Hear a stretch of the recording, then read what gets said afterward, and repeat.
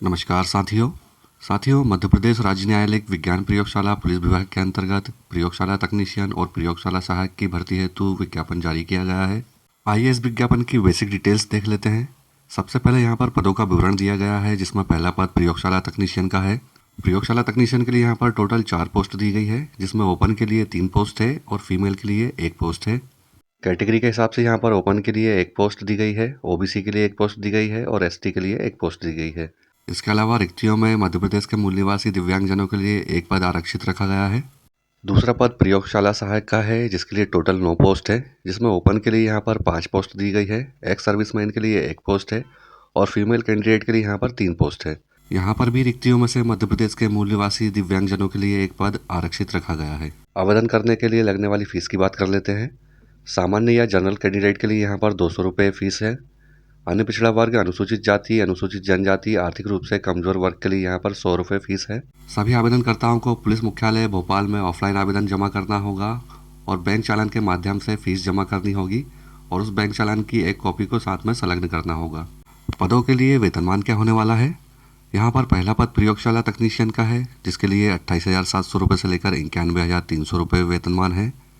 दूसरा पद प्रयोगशाला सहायक का है, जिसके लिए 19,500 रुपये से लेकर 62,000 रुपये वेतनमान रखा गया है। दोनों पदों के लिए न्यूनतम शैक्षणिक योग्यताएं क्या होनी चाहिए? यहाँ पर पहले पद का नाम प्रयोगशाला तकनीशियन है, जिसके पद की स्थिति स्थायी है, मतलब आपकी ये जो जॉब होगी वो परमानेंट जॉब होगी। इस पद के लिए आवेदन करने के लिए आपके पास शैक्षणिक योग्यता किसी भी मान्यता प्राप्त विश्वविद्यालय से BSc स्नातक उपाधि उत्तीर्ण होना चाहिए और उसके साथ में शासकीय विज्ञान प्रयोगशाला में 2 वर्ष का अनुभव अथवा विश्वविद्यालय स्तर पर शोध का अनुभव होना चाहिए। इसके अलावा यदि आपके पास अतिरिक्त शैक्षणिक योग्यता जैसे कि फोटोग्राफी में डिप्लोमा, ITI या फिर भारी वाहन ड्राइविंग लाइसेंस है, तो आपको अतिरिक्त बोनस अंक दिए जाएंगे। प्रत्येक अतिरिक्त योग्यता के लिए आपको 5-5 बोनस अंक दिए जाएंगे और एक उम्मीदवार को 10 से अधिक बोनस अंक नहीं दिए जाएंगे। साथियों, आवेदन करने के लिए अतिरिक्त शैक्षणिक योग्यता होना अनिवार्य नहीं है। अगर आपके पास इनमें से कोई भी अतिरिक्त शैक्षणिक योग्यता नहीं है तो भी आप आवेदन कर सकते हैं और अगर आपके पास अतिरिक्त शैक्षणिक योग्यता है तो आप बोनस अंक का लाभ ले सकते हैं। इसके बाद दूसरा पद प्रयोगशाला सहायक के लिए शैक्षणिक योग्यताएं देख लेते हैं। यहाँ पर भी पद की स्थिति स्थायी है, मतलब ये जॉब भी आपकी परमानेंट जॉब रहेगी।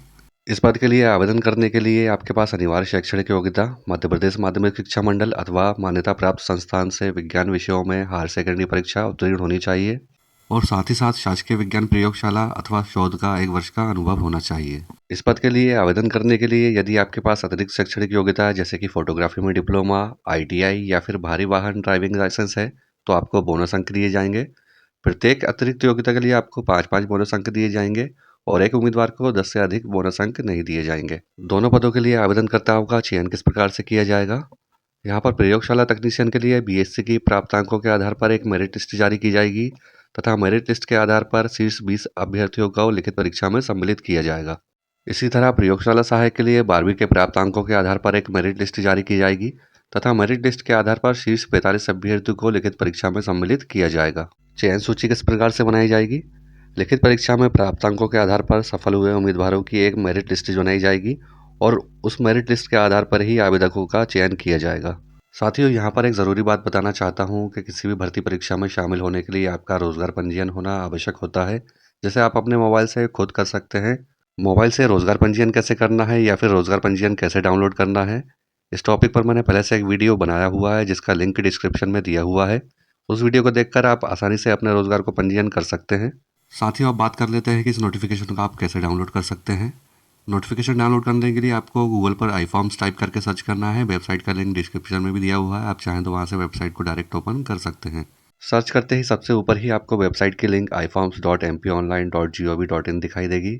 इस लिंक पर आपको क्लिक करना है। लिंक पर क्लिक करते ही आपके सामने इस प्रकार का इंटरफेस ओपन हो जाएगा। अब इस पेज को आपको नीचे की तरफ स्क्रॉल करना है। यहाँ पर आपको एक नोटिफिकेशन दिखाई देगा, मध्य प्रदेश पुलिस हेडक्वार्टर।